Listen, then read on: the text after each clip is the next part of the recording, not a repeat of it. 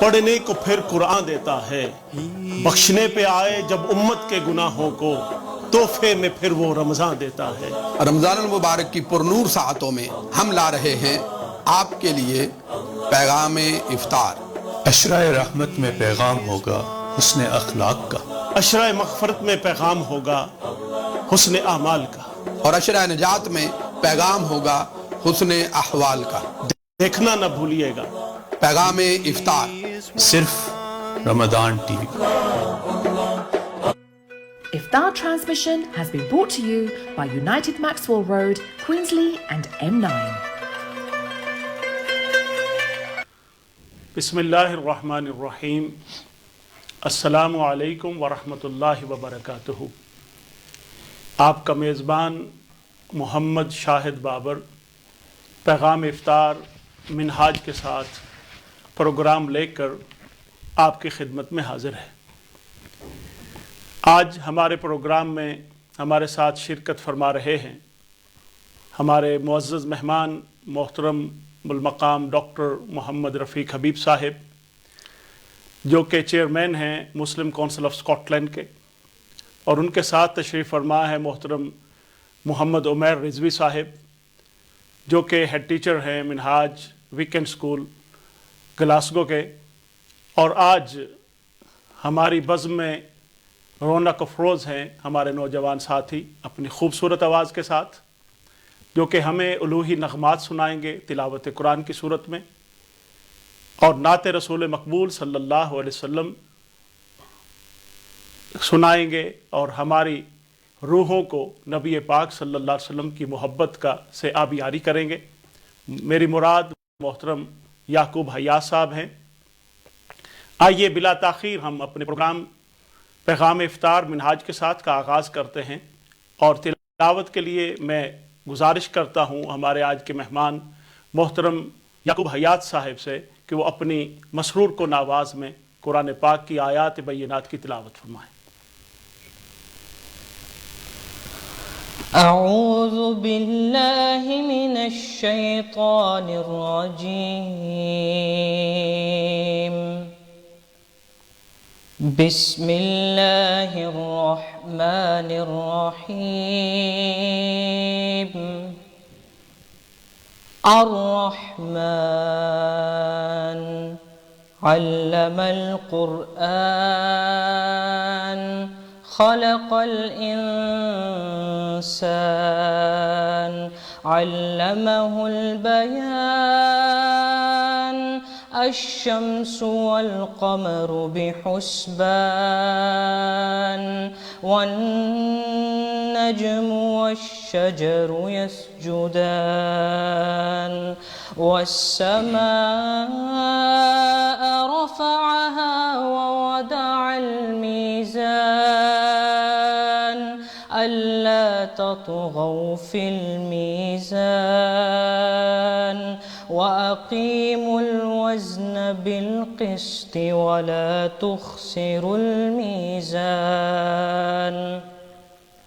والأرض وضعها للأنام فيها فاكهة والنخل ذات الأكمام والحب ذو العصف والريحان فبأي آلاء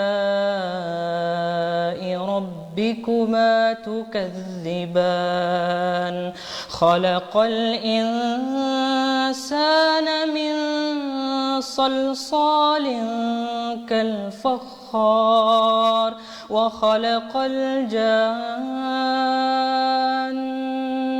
من مارج من نار فبأي آلاء ربكما تكذبان رب المشرقين ورب المغربين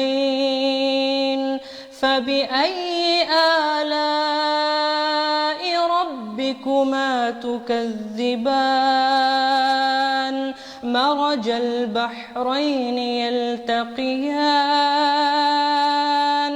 بينهما برزخ لا يبغيان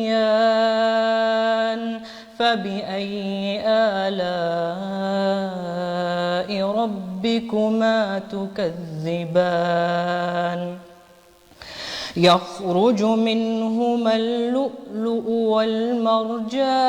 والمرجان فبأي آلاء ربكما تكذبان وله الجوار المنشآت في البحر كالأعلام فبأي آلاء ربكما تكذبان كل من عليها فان ويبقى وجه ربك ذو الجلال والإكرام صدق الله العظيم سبحان اللہ ماشاء اللہ فبأي آلاء ربكما تكذبان. تم اللہ کی کون کون سی نعمتوں کو جھٹلاؤ گے. یقیناً یہ الوہی پیغام ہے اور ہم اپنے ارد گرد اگر اللہ کی نعمتوں کو گننا بھی چاہیں تو گن بھی نہیں سکتے. انسان کی استعداد اور استطاعت بہت کم ہے جبکہ اللہ کی نعمتوں کی تعداد بہت زیادہ ہے. ذکر خدا کے بعد اللہ نے اپنے حبیب کے ذکر کو شرط قرار دیا ہے، بلکہ ذکر خدا کی مقبولیت کے لیے ذکر رسول شرط ہے. اور نعت رسول مقبول صلی اللہ علیہ وسلم ایک ایسا کام ہے جو صرف خدا کے ساتھ خاص ہے. کما حق ہو، نعت کا حق جو ہے وہ اللہ تبارک و تعالی ہی ادا کر سکتا ہے، مگر حمد تو مصطفیٰ کو آتی ہے اور نعت میرے خدا کو آتی ہے. ہم جو پڑھتے ہیں ان کی شفقت ورنہ کس پر خطا کو آتی ہے. ذکر رسول صلی اللہ علیہ وسلم کرنے کے لیے میں ایک مرتبہ پھر محترم یعقوب حیات صاحب کو گزارش کروں گا کہ نعت رسول مقبول صلی اللہ علیہ وسلم سے ہمارے دلوں کو گرمائیں. محترم یعقوب حیات صاحب. اللهم صل على سيدنا ومولانا محمد اللهم صل على سيدنا ومولانا محمد وعلى آله وصحبه وبارك وسلم اللهم صل على سيدنا ومولانا محمد کرم کے آشیانے کی کیا بات ہے کرم کے آشیانے کی کیا بات ہے آپ کے آستانے کی کیا بات ہے کرم کے آشیانے کی کیا بات ہے آپ کے آستانے کی کیا بات ہے فاطمہ و علی حسن اور پھر حسین فاطمہ و علی حسن اور پھر حسین فاطمہ و علی حسن اور پھر حسین مصطفیٰ کے گھرانے کی کیا بات ہے آپ کے آستانے کی کیا بات ہے وقت آخر بھی ہو وہ بھی ہو سامنے، وقت آخر بھی ہو وہ بھی ہو سامنے، وقت آخر بھی ہو وہ بھی ہو سامنے، اے قضا اے قضا اے قضا تیرے آنے کی کیا بات ہے، آپ کے آستانے کی کیا بات ہے۔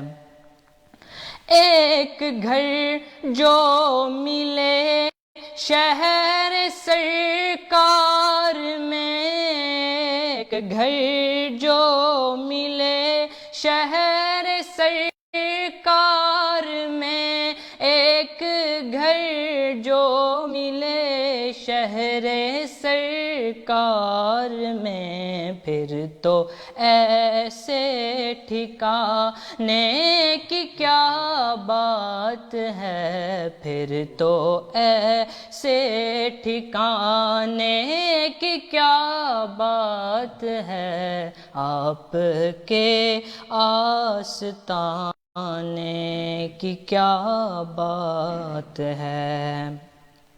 تک بولے نکیرین حاکم مجھے، تک بولے نکیرین حاکم مجھے، تک بولے نکیرین حاکم مجھے، مصطفیٰ کے دیوانے کی کیا بات ہے، مصطفیٰ کے دیوانے کی کیا بات ہے، آپ کے آستانے کی کیا بات ہے۔ ماشاءاللہ، آپ کے آستانے کی کیا بات ہے۔ ناظرین گرامی قدر، کائنات میں کوئی ایسی جگہ نہیں جو آستانہ مصطفیٰ صلی اللہ علیہ وسلم سے بلند و برتر ہو۔ بعد از خدا بزرگ توئی قصہ مختصر، اللہ کی بارگاہ بلند ہے یا پھر بارگاہ مصطفیٰ بلند ہے، اور ہر بندہ در مصطفیٰ کا سوالی ہے، اور حضور کے توسل سے اپنے رب کا سوالی ہے۔ ناظرین گرامی قدر، رمضان المبارک اور ہماری ذمہ داریاں، یہ اہم ترین موضوع لے کر پیغام افطار منہاج کے ساتھ آج ہم دوبارہ آپ کی خدمت میں حاضر ہیں۔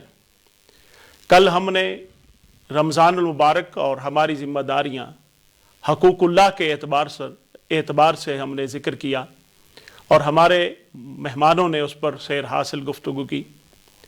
آج اس موضوع کا ایک اور اینگل ہے، ایک اور زاویہ ہے جس کو ہم زیر بحث لانے جا رہے ہیں، اور وہ ہے رمضان المبارک اور ہماری ذمہ داریاں حقوق العباد کے حوالے سے، جہاں پر ہمارے لیے ضروری ہے کہ رمضان المبارک میں ہم اپنا ٹوٹا ہوا رشتہ اپنے مولا و مالک کے ساتھ جوڑیں، اور جوڑنے کا طریقہ سیکھیں، اور ان حقوق کی جو اللہ نے ہمارے اوپر لازم کیے ان کی بجا آوری کریں۔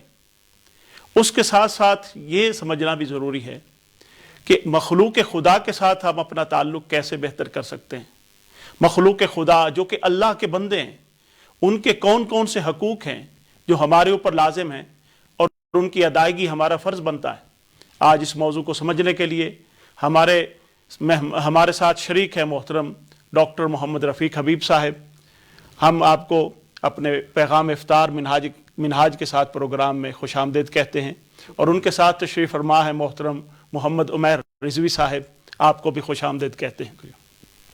ڈاکٹر صاحب، جیسے میں نے عرض کیا اپنی ابتدائی گفتگو میں کہ آج ہمارا جو موضوع ہے رمضان المبارک اور ہماری ذمہ داریاں حقوق العباد کے حوالے سے، اس ضمن میں سب سے پہلے میں آپ سے پوچھنا چاہوں گا کہ حقوق العباد ہیں کیا، اور ان کی اہمیت کیا ہے، تاکہ ہمیں ہمارے ناظرین کو یہ سمجھنے میں آسانی ہو کہ کون کون سے ایسے حقوق ہیں جن کی بندوں کے حوالے سے جو ان کے اوپر لازم ہیں، تاکہ وہ ان کی ادائیگی آسانی ہو سکے۔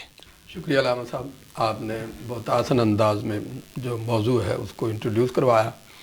کل ہم نے حقوق اللہ کی بات کی، اور حقوق اللہ کے ساتھ ساتھ جب تک حقوق العباد کو بھی اسی طرح ان پر عمل نہ کیا جائے، ہم مومن ہونے کا، مسلمان ہونے کا حق ادا نہیں کر سکتے۔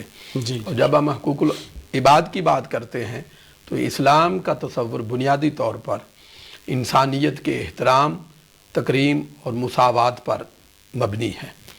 اللہ تعالیٰ نے اور اللہ کے حبیب صلی اللہ علیہ وسلم نے ہمیں جو تعلیمات دی ہیں وہ ہیومن رسپیکٹ کی دی ہیں، ہیومن ڈگنیٹی کی دی ہیں، اور ہیومن ایکویلٹی کی دی ہیں۔ اللہ تعالیٰ نے قرآن مجید کے اندر ارشاد فرمایا وَلَقَدْ كَرَّمْنَا بنی آدم، کہ ہم نے بنی آدم کو عزت بخشی۔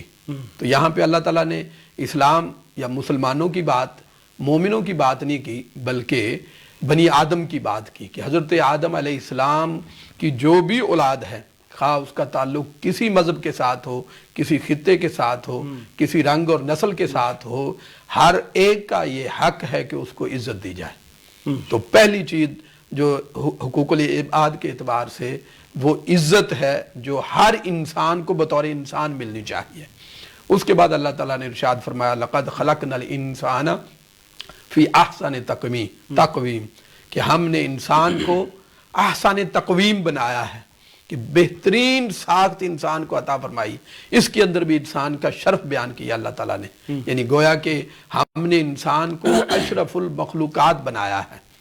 تو یہ اشرف المخلوقات ہونا بھی یہ ایمان کی بات نہیں اور کسی عقیدے کی بات نہیں، بلکہ من حیث المجموع انسان کی بات کی اللہ سبحانہ وتعالیٰ نے، کہ عزت بھی دی، تکریم بھی دی۔ اور اس کے بعد فرمایا یا ایھا الناس اتقوا ربکم الذی خلقکم من نفس واحدہ وخلق منہا زوجہا وبث منہما رجالا کثیرا ونساء۔ تو اللہ تعالیٰ نے یہ ارشاد فرمایا کہ اے لوگو، تم سب ایک خدا کی بندگی کرنے والے ہو، ایک خدا کی مخلوق ہو، اور تمہارا باپ بھی ایک ہے، اور پھر ایک جان سے اللہ تعالیٰ نے تمہیں پیدا فرمایا، اور پھر اسی جان سے اس کا جوڑا پیدا فرما کر ان دونوں سے پھر کثرت کے ساتھ انسانوں کو، مرد و خواتین کو دنیا کے اندر پھیلا دیا۔ تو گویا کہ اس کے اندر ایکویلٹی کی بات کی، کہ خواہ تمہارا رنگ سفید ہے، خواہ سیاہ ہے، خواہ براؤن ہے، خواہ لال ہے، کسی بھی رنگ سے تعلق رکھتے ہو، کسی زبان سے تعلق رکھتے ہو، کسی خطے سے تعلق رکھتے ہو، یہ مت بھولو کہ تم سب کا خدا بھی ایک ہے اور تم سب کا باپ بھی ایک ہے۔ تو اس کے اندر ایکویلٹی کی بات کی۔ یہ تین چیزیں بنیادی طور پر انسان کو اللہ تعالیٰ نے حق کے طور پر عطا فرمائی، کہ اس کی عزت ہونی چاہیے، اس کا احترام ہونا چاہیے، اس کی تحقیر نہیں ہونی چاہیے، اس کی جان کی، اس کی مال کی، اس کی عزت کی، اس کی آبرو کی حفاظت ہونی چاہیے۔ اور اسی حقوق کی جو تقسیم ہے، اس کو آج ہم ماڈرن ٹرمینالوجی کے اندر ہیومن رائٹس کے نام سے جانتے ہیں۔ تو اگر دیکھا جائے تو قرآن نے، اسلام نے اور سرکار دو جہاں صلی اللہ علیہ وسلم نے انسانی حقوق کی بات اس وقت کی جب دنیا اس کے نام سے بھی واقف نہیں تھی۔ ماشاءاللہ ڈاکٹر صاحب، آپ نے بڑا مختصر اور بڑا جامع انداز سے آپ نے وضاحت فرمائی۔ عمیر رضوی صاحب، آپ اس حوالے سے کیا فرمائیں گے کہ حقوق العباد کی کیا اہمیت ہے اسلام کی نظر میں اور اللہ قرآن و سنت کی نظر میں؟ Allah subhanahu, as Dr. Sahab was saying, that Allah subhanahu wa ta'ala has created the human beings with dignity, with respect and with equality. And if you look at those principles, they've been repeated throughout the life of Rasulullah sallallahu alaihi wasallam. We see that he treated, no matter who it was in front of him, a child, an elderly person, or a a young adult, or female or male, he treated each and everyone with respect, with the same level of respect, with the same level of dignity. And then if we go through the history of Rasulullah sallallahu alaihi wasallam and how he dealt with people, we'll never find a example where he treated anybody he mistreated anybody. And that's an example that we have in front of us. So Rasulullah sallallahu alaihi wasallam treated everyone with respect and equality, and that's the example we should be following. And then further on, I would like to point out a few of the major aspects that where formally Rasulullah sallallahu alaihi wasallam declared the Charter of Human Rights, for example. So in the last sermon, he mentioned equality about having people from one race not having any superiority over any other race. And then he also mentioned that nobody has any advantage over anybody due to their skin color, due to their status in the society, due to their wealth. The only thing that will differentiate them is the level of piety that they have in the eyes of Allah subhanahu wa ta'ala. So the only differentiating factor is how close they are to Allah subhanahu wa ta'ala. Other than that, you and I can't be the judge of how they behave and how they interact with people. And Allah subhanahu wa ta'ala says, as the Dr. Sahab was mentioning, لَقَدْ خَلَقْنَا الْإِنسَانَ فِي أَحْسَنِ تَقْوِيمٍ. The human beings are the best of all of his creations. So we are given a rank above all of his creation. And that comes with some respects, that comes with certain stipulations, and that comes with certain considerations that need to be given to other human beings. And if we are to create an exemplary society, as Rasulullah sallallahu alaihi wasallam did in Medina, through the agreement, the constitution of Medina, where non-Muslims and Muslims had the same rights, where non-Muslims and Muslims were equal citizens in the state of Medina. And that is something that we should be emulating in our lives. So here the differentiator, as doctors have mentioned before, is not Muslim or non-Muslim, it's just human beings. So as basic human beings, as human beings, we have basic rights that need to be followed. And another example is the conquest of Medina, when Rasulullah sallallahu alaihi wasallam was giving his sermon there. Again, even though he's walked in as a conqueror, and this again for me I think is a beautiful example in the history of Islam, when Rasulullah sallallahu alaihi wasallam walks in as a conqueror, he's got the power against the people who tormented him. The history is full of, Islamic books are full of the torments that the kuffar of Makkah did upon Rasulullah sallallahu alaihi wasallam. But as he comes in, he announces amnesty for them. He says that those people are free of any blame today. And that is an example of respect and humility and humanity that Rasulullah sallallahu alaihi wasallam gave us, and that's the one we should be following, inshallah. میں اس حوالے سے ایک اور تھوڑا سا اضافہ کرنا چاہوں گا. سورہ نساء کے اندر اللہ تعالیٰ نے ارشاد فرمایا، یعنی کس تفصیل کے ساتھ اللہ تعالیٰ نے ہمیں حقوق کی تعلیم دی کہ کس طرح ہم جو ہے حقوق العباد پر عمل کریں. یعنی سورہ نساء کی آیت نمبر 36 سے اللہ تعالیٰ نے ارشاد فرمایا وَاعْبُدُوا اللَّهَ وَلَا تُشْرِكُوا بِهِ شَيْئًا. تو یہ حقوق اللہ کی بات ہوگی کہ اللہ تعالیٰ کی عبادت کرو اور کسی کو اس کا شریک نہ ٹھہراؤ. اس کے بعد فرمایا وَبِالْوَالِدَيْنِ إِحْسَانًا وَبِذِي الْقُرْبَى وَالْيَتَامَى وَالْمَسَاكِينِ وَالْجَارِ ذِي الْقُرْبَى وَالْجَارِ ذِي الْجُنُبِ وَالصَّاحِبِ بِالْجَنبِ وَابْنِ السَّبِيلِ وَمَا مَلَكَتْ أَيْمَانُكُمْ إِنَّ اللَّهَ لَا يُحِبُّ مَنْ كَانَ مُخْتَالًا فَخُورًا. کیونکہ سورہ نساء کی آیت اللہ تعالیٰ نے اس آیت کے اندر والدین کے حقوق کی بات بھی کی ہے، رشتہ داروں کے حقوق کی بات بھی کی ہے، یتیموں کے حقوق کی بات بھی کی ہے، مساکین کے حقوق کی بات بھی کی، قریبی ہمسایوں کے حقوق کی بات کی، جو اجنبی ہمسائے ہیں ان کے حقوق کی بات کی، اپنے کلاس فیلوز کی، یعنی جو آپ کے ہم مجلس ہیں وہ کلاس فیلوز کی صورت میں ہو، ہم اثر لوگوں کی صورت میں ہو، آپ کے روم میٹ کی صورت میں ہو، ہم ورکر کی صورت میں ہو، والدین کے دوست والدین کے دوست ہوں. یعنی جو بھی آپ کے ہم مجلس ہیں، آپ کے ساتھ بیٹھنے والے ہیں، آپ کے ساتھ تعلق رکھنے والے ہیں، ان کے حقوق کی بات کی. اور اس کے بعد فرمایا کہ جو تمہارے ملازم ہیں، جو تمہارے مملوک ہیں، آج کے دور میں جو ملازم ہیں، جو تمہارے ورکر ہیں، ان کے حقوق کیا ہیں، اسلام نے، قرآن نے ان کی بات بھی کی. اور پھر فرمایا کہ بے شک جو تکبر کرنے والا ہے، مختال فخور ہے، اللہ تعالیٰ ایسے لوگوں کو پسند نہیں کرتا. تو گویا کہ کوئی چیز ایسی اسلام نے نہیں چھوڑی حقوق العباد کے حوالے سے، کوئی کیٹیگری جو ہے وہ چھوڑی نہیں ہے، اور فرمایا کہ ان سب کے حقوق ادا کیے جائیں. مگر ڈاکٹر صاحب یہاں پر ایک بات کی وضاحت ضروری ہے کہ ہم جس سوسائٹی میں رہتے ہیں، ماڈرن سوسائٹی میں، ویسٹرن سوسائٹی میں، یہاں پر ہم ہیومن رائٹس کی بعض گشت ایسی کثرت کے ساتھ سنتے ہیں، اور بار بار ہیومن رائٹس کا ذکر ہوتا ہے، اور اس کو اتنا ہائی لائٹ کیا جاتا ہے.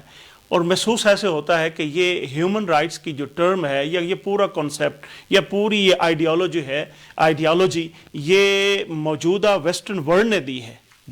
اس کا تاریخ کے ساتھ یا بالخصوص تاریخ اسلام کے ساتھ کوئی تعلق نہیں ہے. یہ کنسیپٹ کہاں تک درست ہے؟ جبکہ آپ جو فرما رہے ہیں وہ اس میں کہاں پر کوئی ایسا رہ گیا کہ ہم انٹروڈیوس نہیں کروا سکے یہ سارے کنسیپٹ، اس میں ہماری کمی رہی یا اس میں کیا آپ کیا فرمائیں گے؟ دیکھیے جو آیت میں نے آپ کے سامنے رکھی ہے تو جسٹ ایک آیت ہے، اس کے بے شمار آیتیں ہیں، اور پوری ایک کتاب شیخ الاسلام ڈاکٹر محمد طاہر القادری صاحب نے انسانی حقوق کے حوالے سے لکھی، اور جو اب آپ مطالعہ کرنا چاہیں وہ اس کو دیکھ سکتے ہیں، اس کا مطالعہ کر سکتے ہیں. ان کو پتہ چلے گا کہ کس طرح کوئی ایسی چیز انسانی حقوق کے حوالے سے نہیں ہے جو اسلام نے چھوڑی ہو، جس کے حوالے سے تعلیمات نہ دی ہوں. تو یہ تو قرآن مجید نے اسٹیبلش کر دیا کہ آج سے 1400 سال پہلے جب کوئی حق کا نام تک نہیں جانتا تھا، حقوق کا نام تک نہیں جانتا تھا، اس وقت اسلام نے انٹروڈیوس کروائے.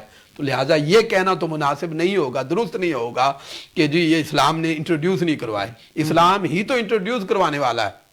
اب بدقسمتی سے ہم اس کو دنیا تک پہنچا نہیں سکے، ہم وہ ایز اے مسلم وہ کردار ادا نہیں کر سکے، اور اس طرح اس انسانی حقوق کی جو تعلیم ہے جو اسلام نے ہمیں دی پبلک تک پہنچا نہیں سکے.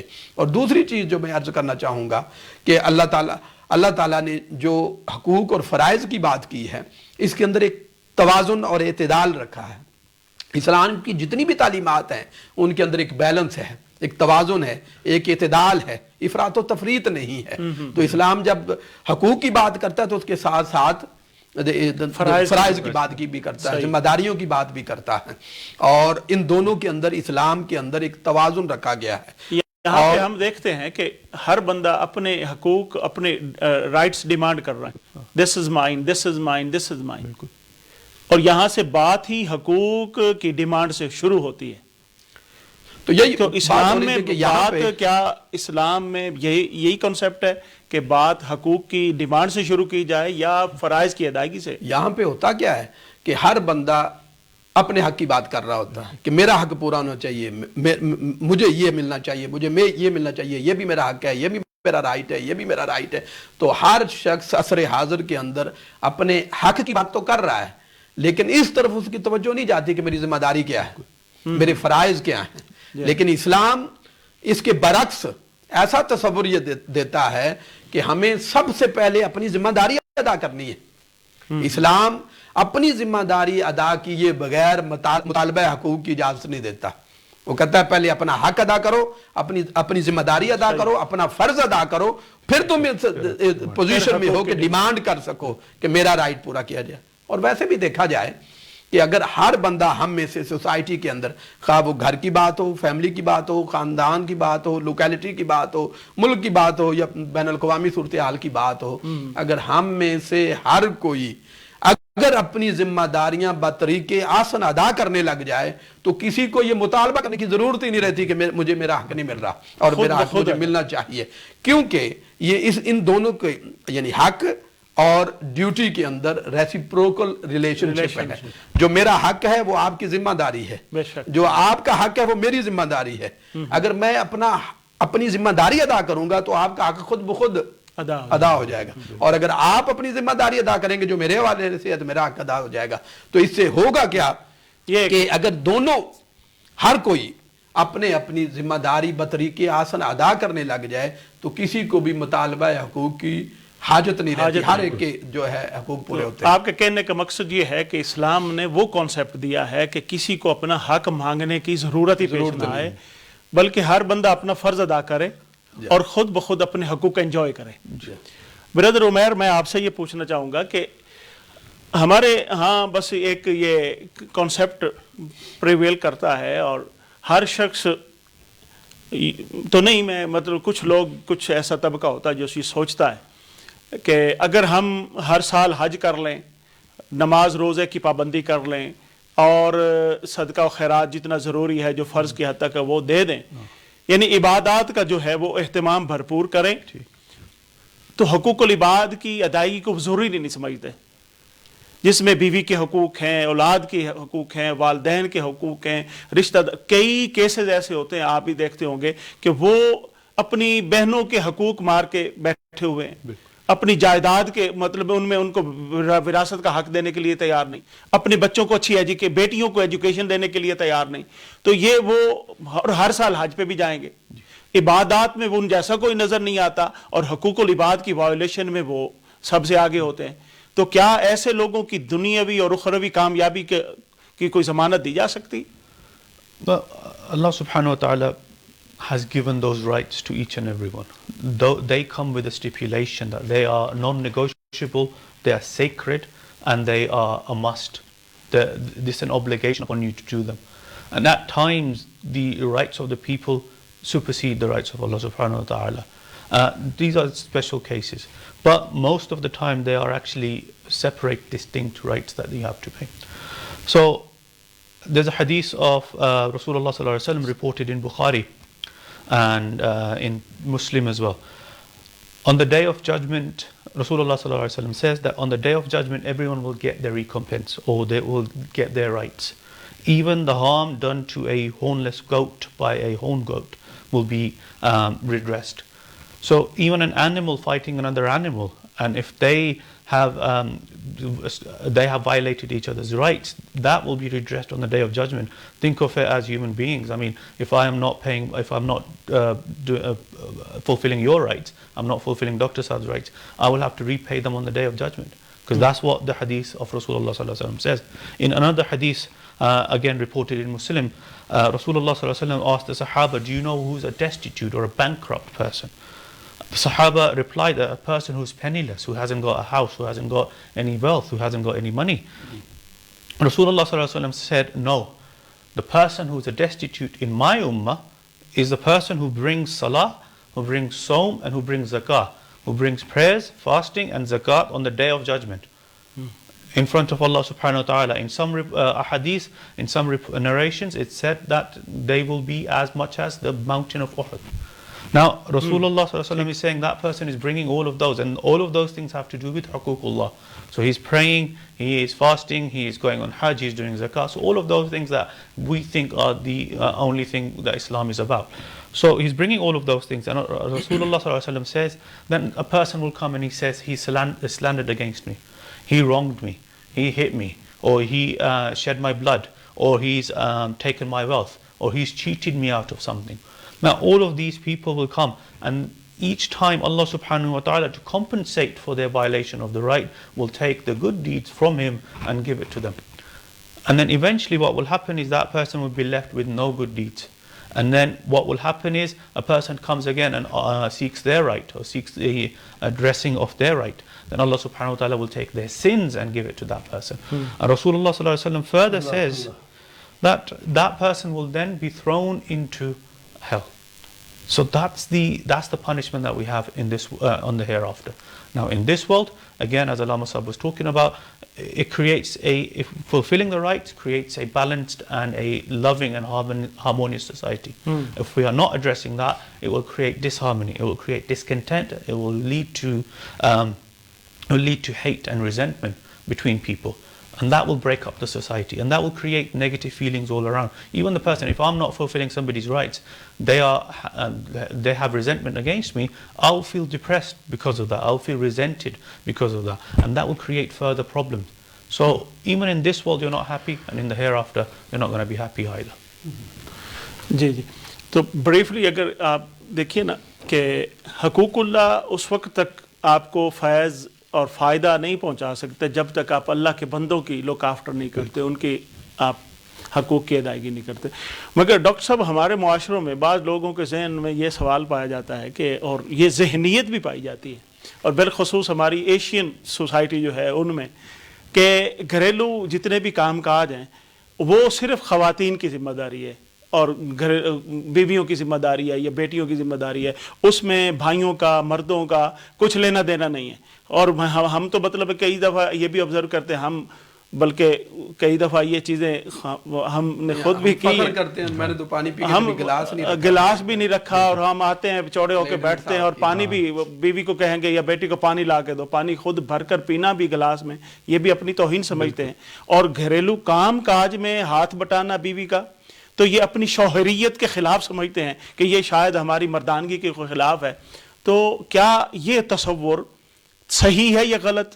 اگر اسلام کی نظر میں یہ تصور غلط ہے تو اسلام گھریلو کام کاج میں اور خواتین خانہ جو ہیں ان کی معاونت کرنا، ان کا ہاتھ بٹانا، اس کو کس نظر سے دیکھتا ہے؟ کیا نبی پاک صلی اللہ علیہ وسلم کی کوئی سنت اس میں حضور بھی معاونت فرماتے تھے اپنے اہل خانہ کی؟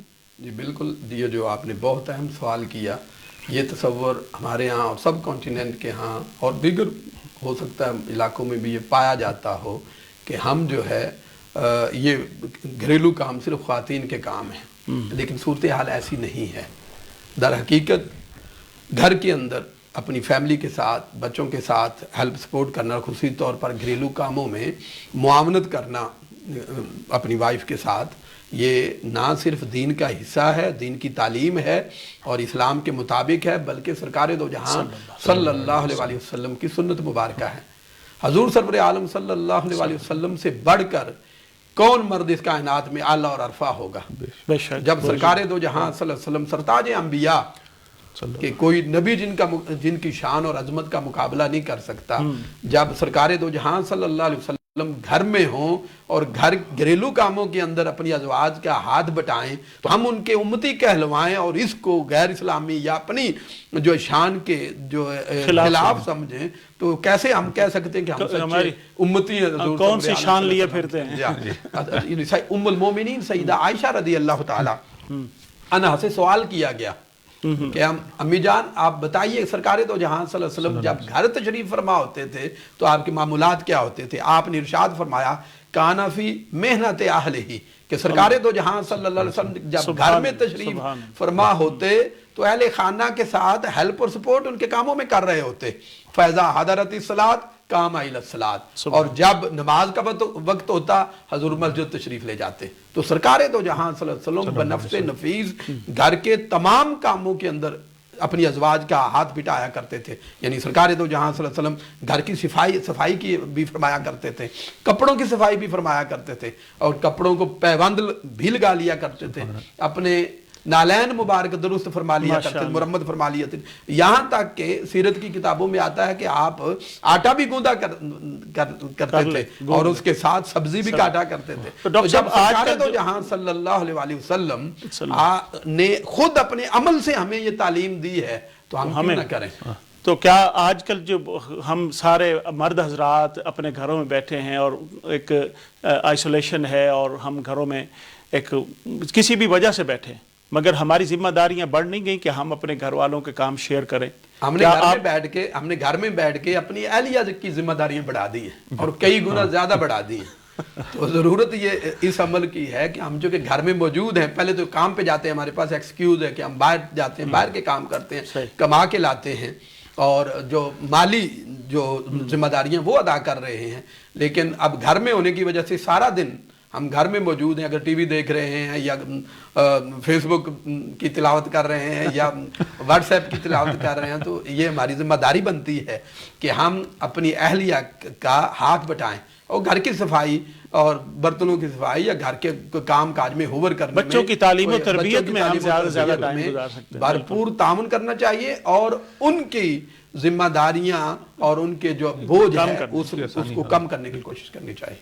عمیر بھائی، آپ یہ جو ڈاکٹر صاحب نے گھر کی اندر کی زندگی اور اس میں ذمہ داریاں ہماری بڑھ گئی ہیں اور ڈیفینیٹلی ہمیں بڑھانا چاہیے اور اس میں معاونت کرنی چاہیے، کیا سوشل لائف جو ہے گھر سے باہر کی ہماری معاشرتی زندگی موجودہ حالات کے پیش نظر، دیکھیے عام معمول حالات ہوتے، رمضان المبارک میں ہم کھانا پکا کے کبھی نیبرہڈ میں جا رہے ہیں، کبھی اپنے دوستوں کی دعوت کر رہے ہیں، افطار پارٹیز کر رہے ہیں، اس طرح کے سارے معاملات. کیا معاشرتی یہ جو ذمہ داریاں تھیں ہماری، اب رمضان المبارک میں ہم اس کو کس طرح نبھا سکتے ہیں؟ ہمارا موجودہ تناظر میں، موجودہ حالات کے تناظر میں ہم کیسے اس کو؟ Well, as mentioned previously, Islam has given rights to every single person. I mean, if I'm walking down the street and then I see a person coming up against me, then they have the right over me. I need to say salam to them, I need to greet them. So simple rights like that as well. But within the community that you're living in, Islam is all about community. So it's a very close-knit community.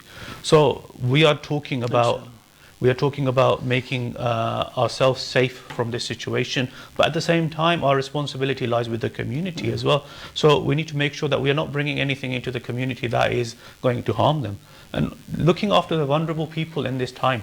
I mean, at this moment in time, you might have a neighbor who's elderly, or you might have a neighbor who's incapacitated in some way, and you might know your neighbor who's lost their job because of the virus situation at the moment. So helping them in any way possible. So rather than having an iftar party, maybe going out when you're shopping, go and get them some food or some fruits and things like that, and pass them to your neighbors. Again, in a safe way, of course, leave them at their door and then move back. But things like that, these are part of Islam. I think iftar party was taken in a very different way. It's not part of Islam. However, sharing food with somebody, that's part of Islam. So you can still do that. You don't have to have people over at your house, or you don't have to go to somebody else's house. You could fulfill those responsibilities that you have by helping those people, particularly the elderly, the vulnerable people at this moment in time. I think they need our help. माशाल्लाह, बहुत शुक्रिया।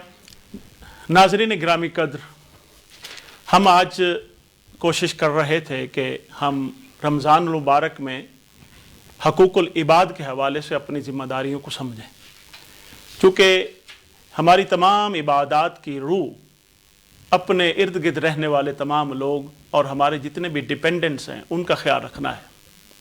अगर हम उनमें खालिसियत और खुलूस के साथ उनकी खिदमत बरूएकार लाते हैं तो यकीन अल्लाह रब्बुल इज़्ज़त हमारी इबादात को भी कबूल फरमाएगा। कबल इसके कि हम आज का रोज़ा इफ्तार करने की तरफ चलें, मैं अपने इस प्रोग्राम पैगाम इफ्तार मिनहाज के साथ एक सेगमेंट का ऐलान ये करना चाहता हूँ। इंशाअल्लाह 2 रोज़ के बाद हम अपने इस प्रोग्राम में ऑनलाइन आपकी कॉल भी रिसीव किया करेंगे। आप मुख्तलिफ सवालात भी हमसे पूछ सकते हैं, हम आपके सवालों के जवाब भी देंगे, और आप अपनी शिरकत ऑनलाइन इस प्रोग्राम में करके इस प्रोग्राम को अप्रिशिएट भी कर सकते हैं और अपनी कीमती आरा से हमें नवाज भी सकते हैं। इसके साथ ही आज का प्रोग्राम पैगाम इफ्तार मिनहाज के साथ इख्तिताम पजीर होता है।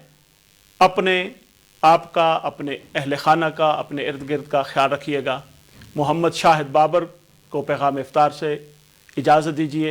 अल्लाह हाफ़िज़। Iftar transmission has been brought to you by United Maxwell Road, Queensley and M9.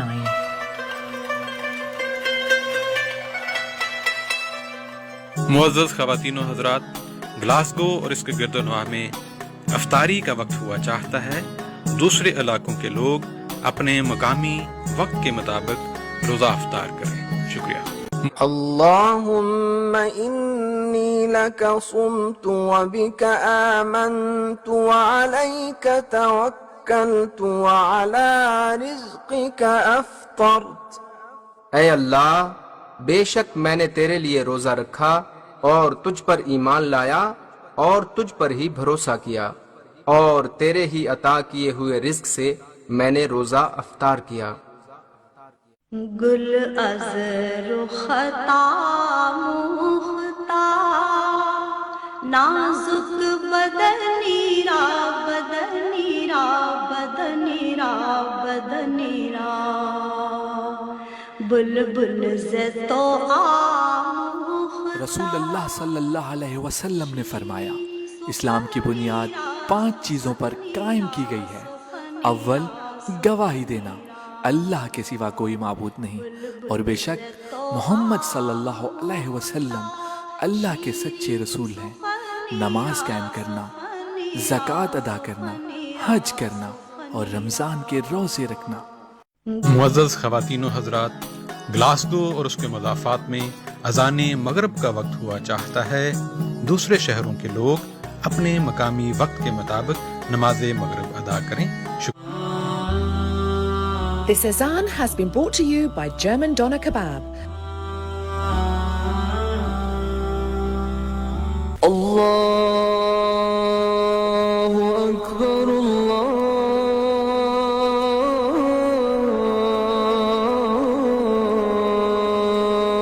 Akbar, Allah.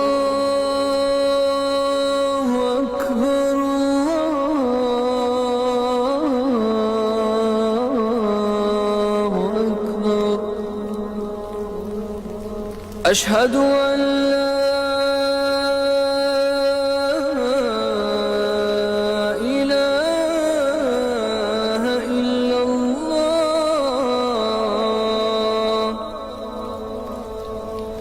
أشهد أن لا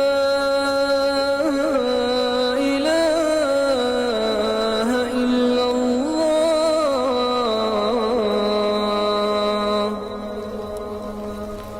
أشهد أن محمد رسول الله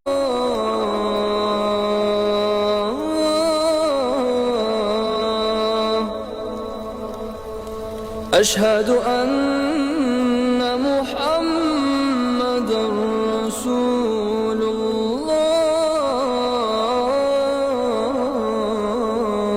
الله حي على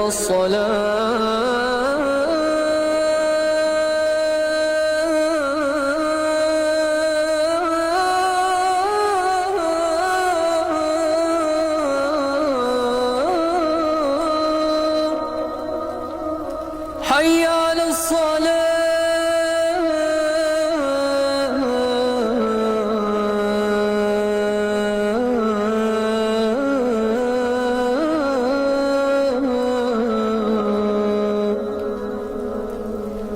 حي على الفلاح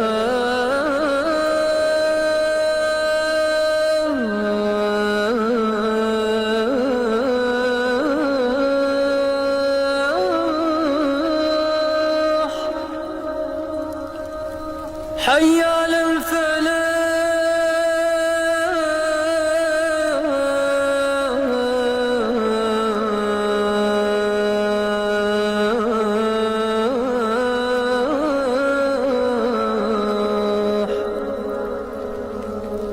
الله أكبر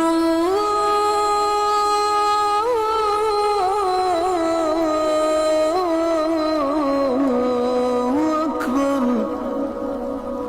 لا إله إلا الله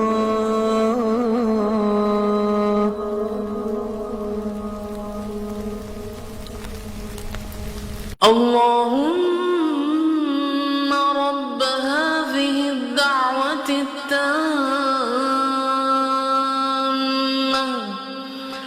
والصلاة القائمة آت محمدا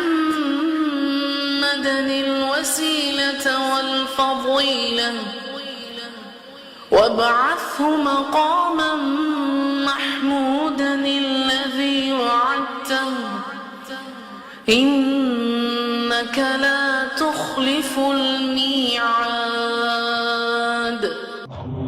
اللهم صل على سيدنا محمد النبي الأمي وعلى آله وصحبه وسلم